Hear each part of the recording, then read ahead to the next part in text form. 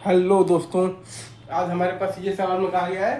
कि F x हमारे पास एक फंक्शन दे रखा है, ट्वाइस डिफरेंशिएबल है, बेसिकली फंक्शन है इन आर, और F two is equal to दे रखा है 25 और F three is equal to दे रखा है 125 और F four is equal to दे रखा है 625। तो हमें ये प्रूव करना है कि F double F X is equal to 5 to power X into L N square 5 has a solution in X belongs to 2 to 4, right sir? Is it true? हम लोगों ने यहाँ पर H X is equal to एक function मान लिया है, F x minus मान लिया है 5 टू पावर एक्स। तो एच डैश एक्स बराबर आ गया है हमारे पास F dash X minus 5 to power X into L N 5 और एच डबल डैश एक्स बराबर आ गया है हमारे पास F double dash X minus आ गया है 5 टू पावर एक्स इंटू आ गया है एल एन स्क्वायर 5। तो एच टू बराबर 0 है और यहाँ पर एच ऑफ दी 3 बराबर भी 0 है और यहाँ पर एच ऑफ दी 4 बराबर भी 0 है। वो आपको ये सब वैल्यू से दिख रहा होगा, राइट? अच्छा, अब थोड़ा मुद्दे की बात कर लें। यहाँ पर आपके पास ये है कि अगर आप बेसिकली यहाँ पर एलएमटीटी लगाएंगे, बेसिकली आप बेसिकली लगाएंगे एलएमटीटी लगाएंगे एच एक्स पर लगाएंगे तो 2 से 3 के बीच में, तो आपके पास ये आएगा कि 0 is equal to H three minus H two. अच्छा, और बाई आएगा आपके पास तो 3 माइनस 2 इज इक्वल टू आएगा H dash C1 is equal to F dash C1 minus आ जाएगा बेसिकली तो क्या आएगा 5 बार C1 इनटू आ जाएगा ln 5 for some C1 belongs to 2 से 3 के बीच में, राइट? ये आपका हो गया एक केस। अब यहाँ पर दूसरी बार हम लोगों ने फिर से एलएमटीटी लगाया है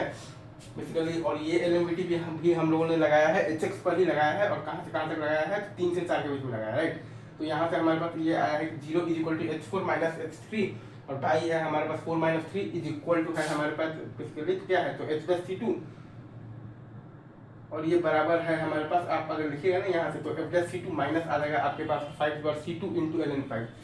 for some C2 belongs to कहाँ से कहाँ तक है तो 3 से 4 तक। और यहाँ पर हम लोगों ने एलएमटीटी लगाया है एच डैश एक्स पर और कहाँ से कहाँ तक में C1 से C2 तक में। यहाँ पर हम लोगों ने बेसिकली एलएमटीटी लगाया है एच डैश एक्स पर और कहाँ से कहाँ तक में C1 से C2 तक में।